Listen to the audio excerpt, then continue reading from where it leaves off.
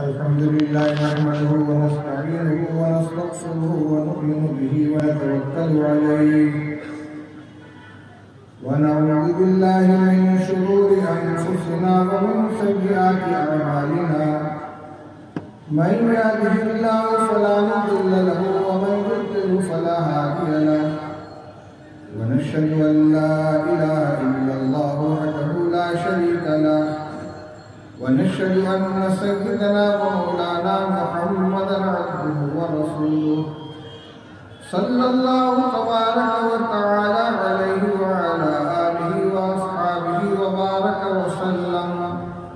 تسليما كثيرا كثيرا. أما بعد فأعوذ بالله من الشيطان الرجيم. بسم الله الرحمن الرحيم.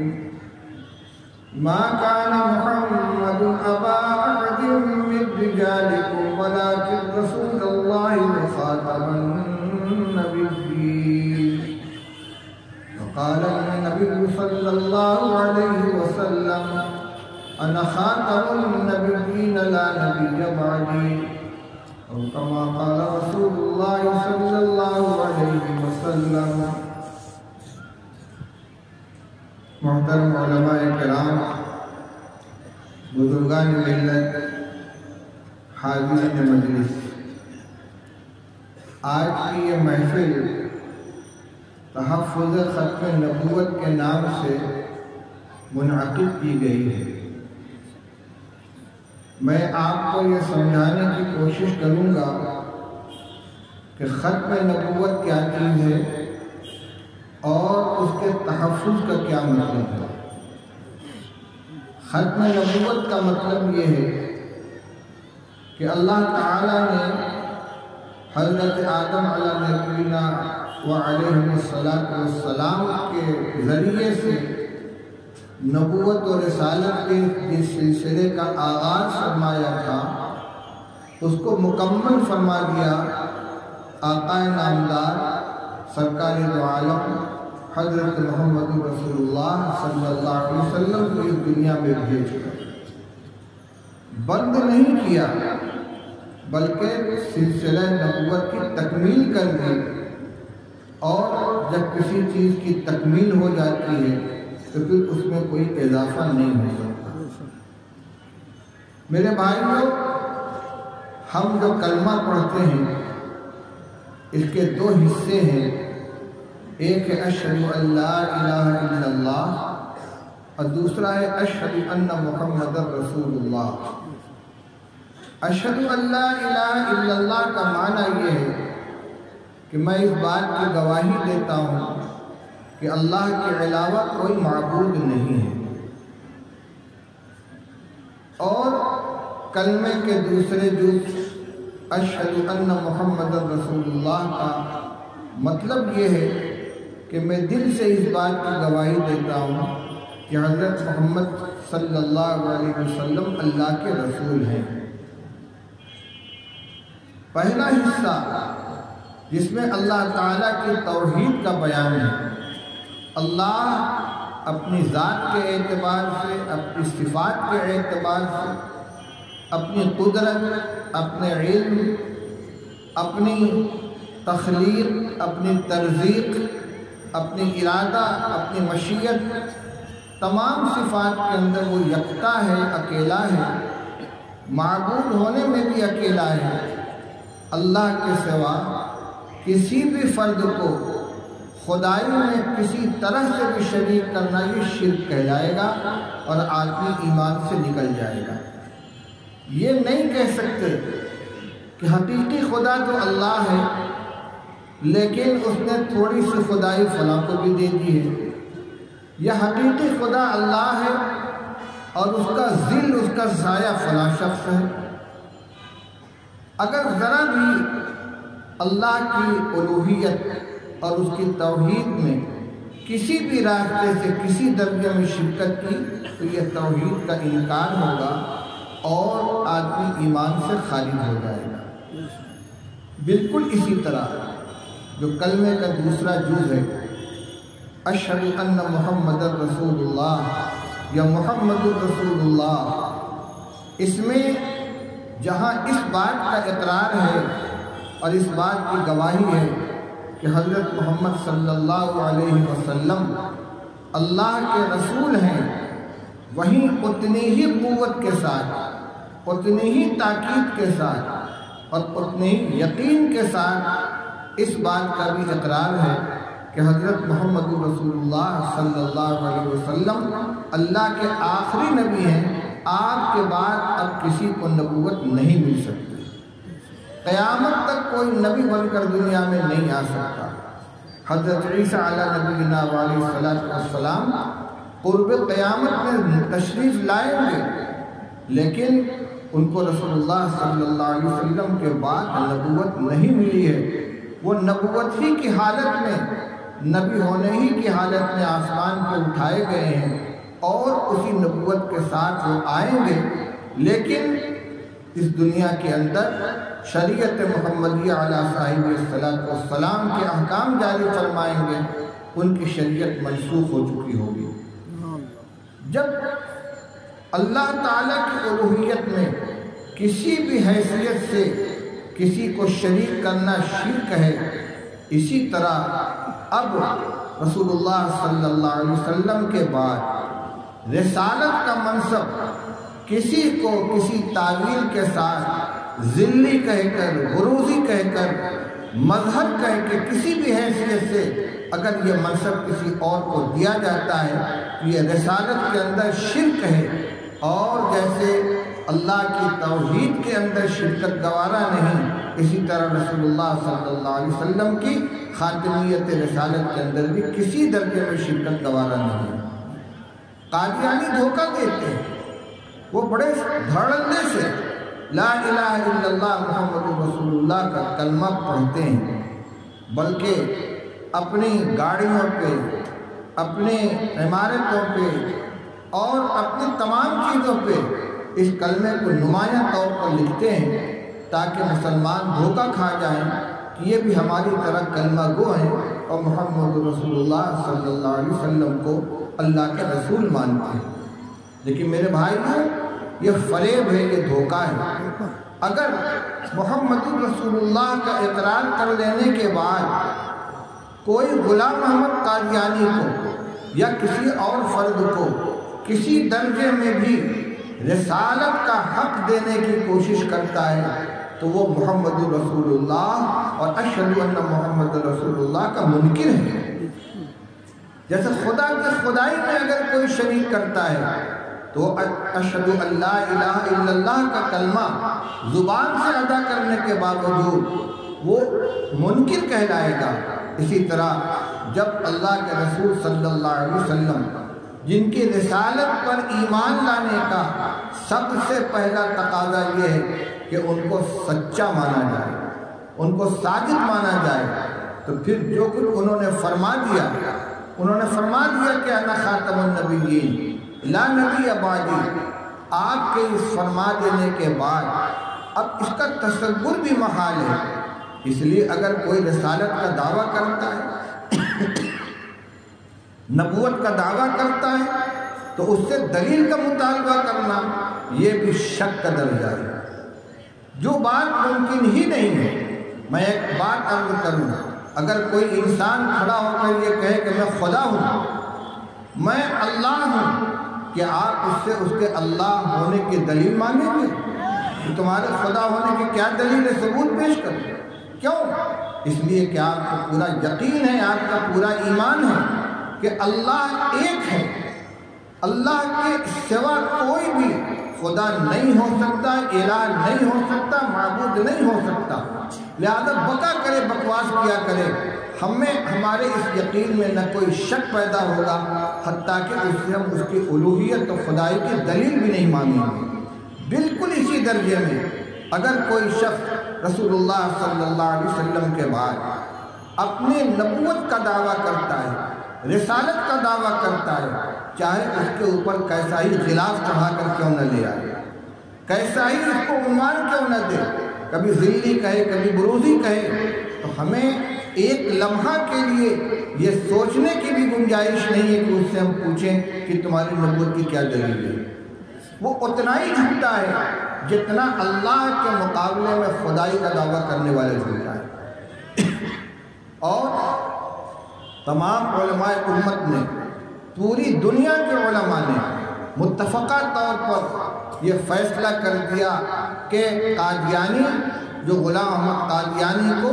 کسی بھی طرح نبی اور رسول مانتے ہیں وہ ایمان سے خارج ہیں۔ جہاں تک مسئلہ کلمہ پڑھنے کا ہے، میرے بھائیوں آپ سورہ منافقین کی آیت پڑھیے، اللہ تعالیٰ ارشاد فرماتے ہیں اذا جاءك المنافقون قالوا نشهد انك لرسول الله والله يعلم انك لرسوله والله يشهد ان المنافقين لكاذبون۔ اللہ تعالیٰ ارشاد فرماتے ہیں کہ جب یہ منافقین آپ کے پاس آتے ہیں تو یہ کہتے ہیں کہ ہم گواہی دیتے ہیں کہ بلا شبہ آپ اللہ کے رسول ہیں۔ اس کے آگے اللہ تعالیٰ فرماتے ہیں واللہ یعلم انک لرسول، اللہ جانتا ہے کہ یقیناً آپ اللہ کے رسول ہیں۔ واللہ یشہد ان المنافقین لکاذبون، لیکن اللہ اس بات کی گواہی دیتا ہے کہ یہ منافقین جھوٹے ہیں۔ یہ جو کہتے ہیں کہ ہم دل سے اقرار کر رہے ہیں، یہ جھوٹ بول رہے ہیں، یہ دھوکہ دینے کے لیے صرف زبان سے کلمہ پڑھ رہے ہیں، ان کے دل میں آپ کی رسالت کا اقرار نہیں ہے۔ تو آپ دیکھیے کہ وہ قادیانی، وہ منافقین جو رسول اللہ صلی اللہ علیہ وسلم کے زمانے میں تھے، وہ بھی نعرہ لگاتے تھے رسالت کا، وہ بھی نعرہ لگاتے تھے خدا کی توحید کا، اور تاکید کے ساتھ کہتے تھے انک لرسول اللہ، لیکن ان کے بارے میں قرآن نے کیا کہا؟ ان المنافقین فی الدرک الاسفل من النار، منافقین جہنم کے سب سے نچلے طبقے میں جائیں گے۔ اس لیے میرے بھائی زبان سے کلمہ لا الہ الا اللہ محمد رسول اللہ کا صرف ادا کر دینا یہ مسلمان ہونے کے لیے کافی نہیں ہے، بلکہ چور راستے سے کہیں سے بھی اگر جس طرح اللہ کی خدائی میں دخل دینے کی کوئی گنجائش نہیں ہے، اور اگر کوئی اس کی کوشش کرتا ہے تو وہ ایمان سے خارج ہے، بالکل اسی طرح رسول اللہ صلی اللہ علیہ وسلم کے رسالت اور آپ کی خاتمیت کے بارے میں اگر لمحہ بھر کے لیے بھی کوئی شک کرے یا کسی اور تعبیر سے کسی اور تعبیر سے اس کے اندر گنجائش نکالنے لگے، وہ بھی ایمان سے خارج ہے۔ اب یہ مسئلہ قابل غور نہیں ہے۔ الحمدللہ سب سے پہلے اکابر علماء دیوبند نے جب غلام احمد قادیانی نے پہلے مذہبیت کا دعویٰ کیا، پھر یسوع مسیح ہونے کا دعویٰ کیا، اور اس کے بعد پھر ایک زینہ اور چڑھ کر نبوت کا دعویٰ کیا، بہت سے علماء اس کی بات کے اندر تعویل کرنے کی کوشش کرتے تھے۔ بڑے بڑے لوگوں نے اس کی بات کو کسی درجے میں تعویل کے ذریعے صحیح کرنے کی کوشش کی۔ باقاعدہ علماء نے اخبارات کے اندر مضامین لکھے، لیکن اللہ نور سے بھرے ہمارے اکابر کی قبروں کو، ان کو اللہ نے جو ایمانی حس عطا فرمائی تھی، جو ایمانی غیرت عطا فرمائی تھی، ان کو کوئی فتنہ ایک لمحہ کے لیے بھی گوارا نہیں ہوتا تھا۔ سب سے پہلے وہ فتنے کے بو سب سونگ لیتے تھے اور انگلی رکھتے تھے کہ اس کے اندر یہ خرابی ہے۔ چنانچہ اس کا جھنڈا علماء دیوبند نے اٹھایا، اور پھر جب آہستہ آہستہ قادیانی اپنے خول سے باہر آیا ہے، اس نے وحی الہی کا انکار کیا، رسول اللہ صلی اللہ علیہ وسلم کے اوپر حملے کیے، حضرت عیسیٰ علیہ السلام کی شان میں گستاخیاں کی، ان کی پاکیزہ ماں حضرت مریم کی شان میں گستاخی کی، تو اب تمام لوگوں کو تنبہ ہوا کہ یہ علماء جو کہتے تھے وہ صحیح ہے، اور یقیناً یہ ایمان سے خارج ہے۔ پھر ہندوستان، پاکستان، بنگلہ دیش میں اس فیصلے کے متفقہ طور پر ہو جانے کے بعد، اور اطراف کے جو ممالک ہیں افغانستان، برما وغیرہ، سعودی عرب میں رابطۃ العالم الاسلامی کی مجلس میں، جس میں پوری دنیا کے تمام نمائندہ بڑے بڑے علماء شریک ہوتے ہیں، اس میں حنفی بھی ہوتے ہیں، شافعی بھی ہوتے ہیں، مالکی بھی ہوتے ہیں، اور حنبلی بھی ہوتے ہیں، اور چوٹی کے منتخب لوگ ہوتے ہیں، انہوں نے اپنی قرارداد کے ذریعے متفقہ طور پر قادیانی کو خارج الاسلام قرار دیا۔ اور آپ یقیناً آپ نے علماء کی زبانی اس کی تاریخ کے بارے میں کچھ سنا ہوگا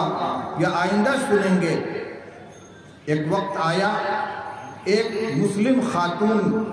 نے عدالت کے اندر، بھاولپور کی عدالت میں یہ دعویٰ دائر کیا کہ میرا شوہر قادیانی ہو گیا ہے، اب وہ مسلمان نہیں رہا، لہذا میں اس کے نکاح میں نہیں رہ سکتی، میرا نکاح فسخ کرا دیا جائے۔ قادیانی اس کوشش میں تھا کہ مجھ کو مسلمان شمار کیا جائے اور اس نکاح کو باقی رکھا جائے۔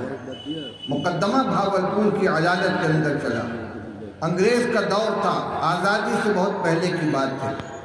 علامہ انور شاہ کشمیری رحمۃ اللہ علیہ جو چلتا پھرتا کتب خانہ تھے اور 24 گھنٹے کی ان کی زندگی کتابوں اور درسگاہوں تک محدود تھی، پڑھنے پڑھانے کا ان کا مشغلہ تھا، نہ کہیں جلسے میں کہیں جاتے تھے، نہ کسی مجلس میں شریک ہوتے تھے،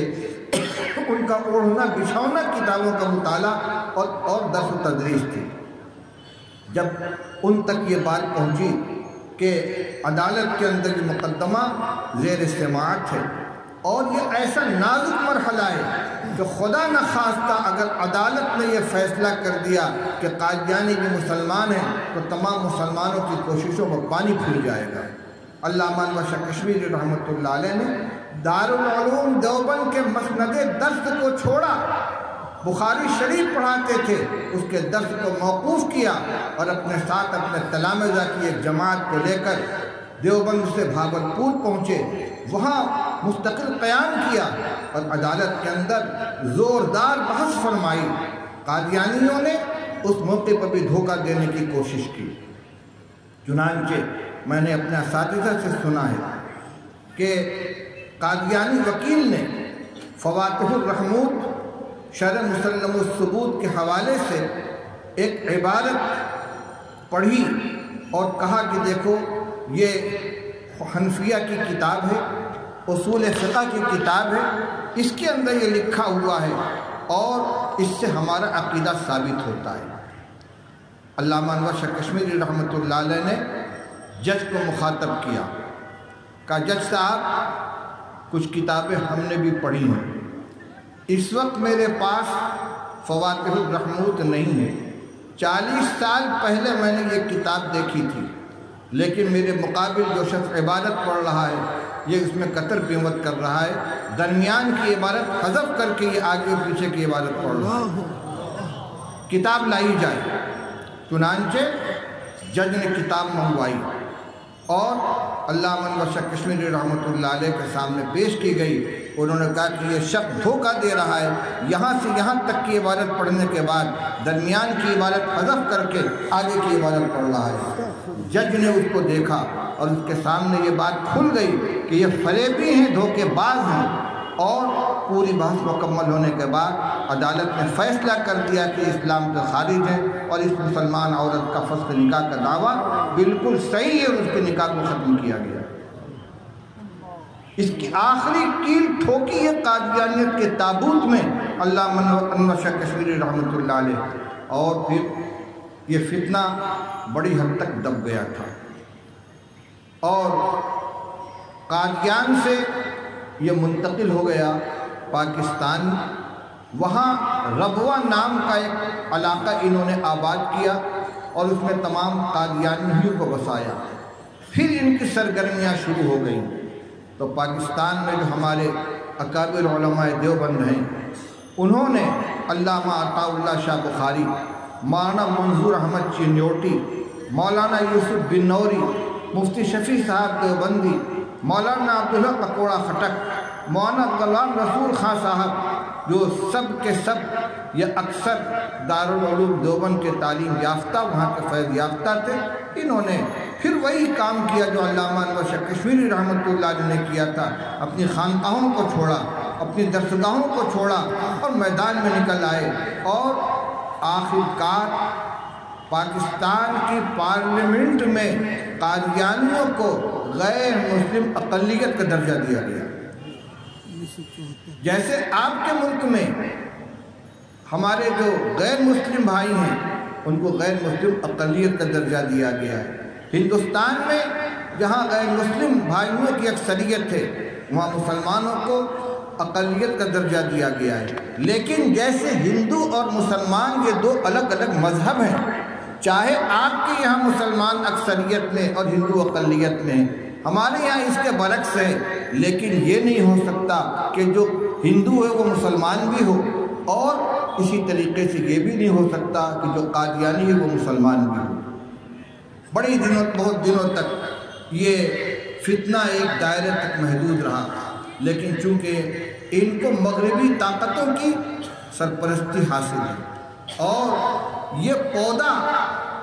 غلام احمد قادیانی کی شکل میں جو ختم نبوت کے خلاف لگایا گیا،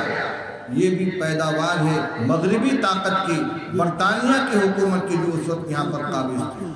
آج بھی ان کا سب سے بڑا مرکز اسرائیل کے اندر ہے، اسرائیل میں ان کا سب سے بڑا مرکز ہے، اور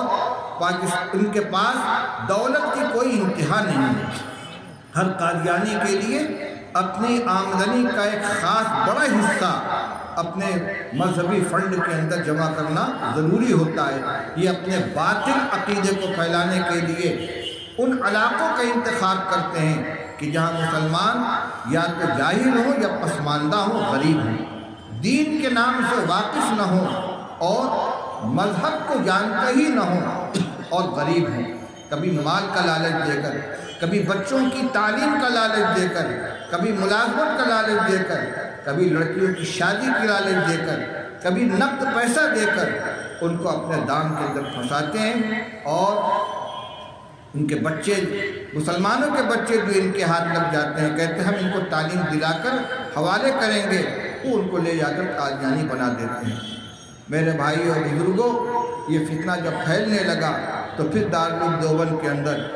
عالمی اجلاس طلب کیا گیا تحفظ ختم نبوت کا۔ ابھی تک میں ختم نبوت کو بیان کر رہا تھا، اب آئیے تحفظ ختم نبوت، اس عقیدے کی حفاظت کیسے کی جائے۔ میرے بھائیوں، اس کے لیے ہمیں کئی کام کرنا ہوگا۔ اول تو یہ کہ ہمارے مسلمان بھائی جانتے ہی نہیں کہ عقیدہ ختم نبوت کیا ہے اور اس کی اہمیت کیا ہے۔ وہ سمجھتے ہیں کہ جیسے مسلمانوں کے اندر بہت سے فرقے ہیں،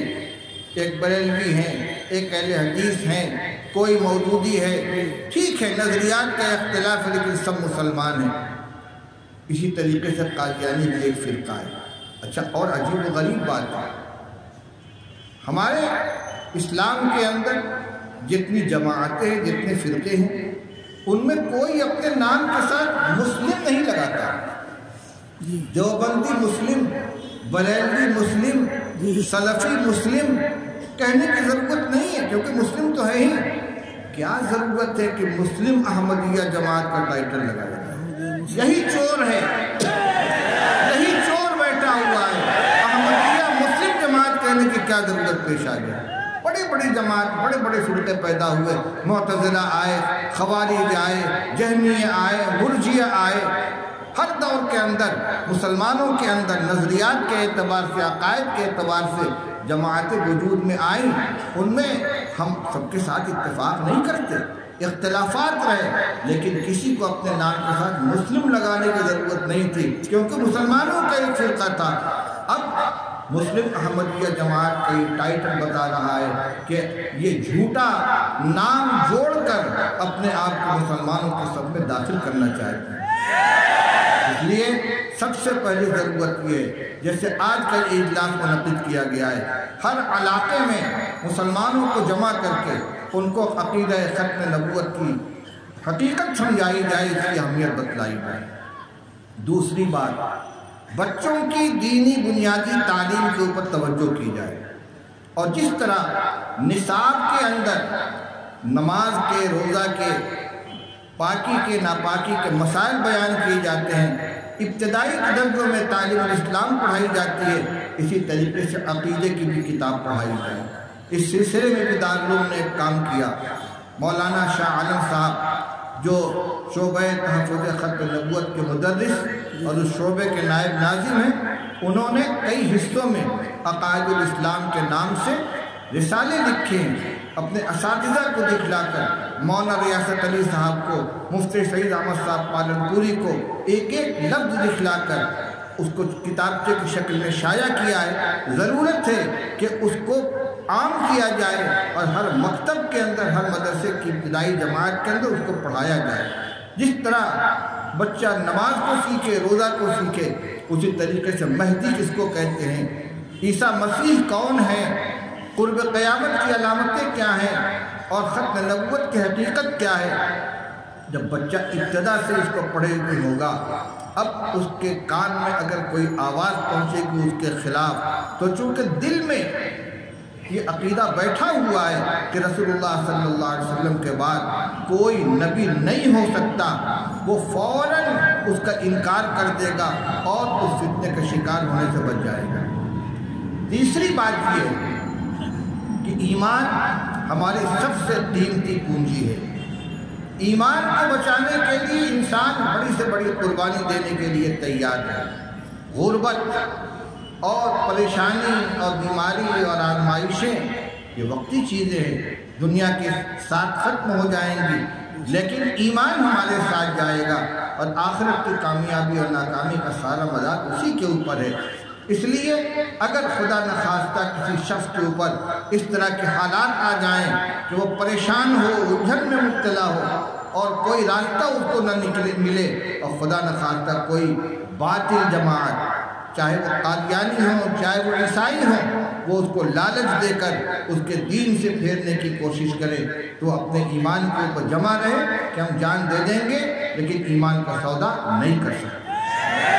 میرے بھائیوں بزرگوں، تحفظ اس طرح سے ہوگا۔ ایسے ہی جہاں جہاں جن اداروں میں، جن تنظیموں میں، جن مدرسوں میں تحفظ ختم نبوت کا کام ہوتا ہے، جو علماء اس کام کو لے کر چلتے ہیں پھرتے ہیں، ان کے ساتھ ہم آہنگی کا مظاہرہ ہونا چاہیے، ان کا تعاون کرنا چاہیے، دامے درمے قدمے سخنے، جہاں جیسی ضرورت ہو اس کو اپنی قربانی کو پیش کرے۔ حضرت شاہ علامہ انور شاہ کشمیری رحمۃ اللہ علیہ جب تشریف لے گئے تھے تو انہوں نے یہی کہا تھا کہ اگر میدان محشر میں رسول اللہ صلی اللہ علیہ وسلم نے یہ پوچھ دیا کہ میری ختم نبوت کے اوپر حملہ کیا جا رہا تھا اور تم درسگاہ میں بیٹھے ہوئے بخاری پڑھا رہے تھے، تو میں کیا جواب دوں گا؟ میں کیا جواب دوں گا؟ انہوں نے اپنے تمام تلامذہ کو جو آفتاب و مہتاب بن کر چمکے، علامہ یوسف بن نوری، علامہ شبیر احمد عثمانی، مولانا مناظر حسن گیلانی، مولانا حسین احمد مدنی، وہ تو خیر ان کے ساتھی ہی تھے، مولانا ابوالوفا صاحب شاہ جہاں پوری، ان تمام لوگوں کو یہ وصیت کی کہ تم کہیں بھی رہو، کسی میدان عمل کے اندر رہو، چاہے مدرسے میں پڑھاؤ، چاہے تجارت کرو، چاہے ملازمت کرو، لیکن ختم نبوت کے عقیدے کی حفاظت تمہارا سب سے پہلا فریضہ ہے۔ میرے بھائیوں بزرگوں، میں بس اس بزم میں، اس سعادت میں شریک ہونے کے لیے حاضر ہو گیا ہوں، اور میں یہی گزارش کروں گا کہ تمام علماء نے جو کچھ آپ کے سامنے اب تک بیان کیا ہے اس کی اہمیت کو سمجھیں، اور جو باتیں آگے آنے والی ہیں ان کو بھی غور سے سنیں، اپنے بچوں کو بتائیں اور اس کو سمجھیں کہ رسول اللہ صلی اللہ علیہ وسلم کے بعد کسی نبی کے کسی بھی درجے میں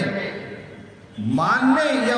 آپ کی ختم نبوت کے بارے میں شک کرنے کا مطلب ایمان سے ہاتھ دھو دینا ہے۔ دارالعلوم دیوبند میں عالمی مجلس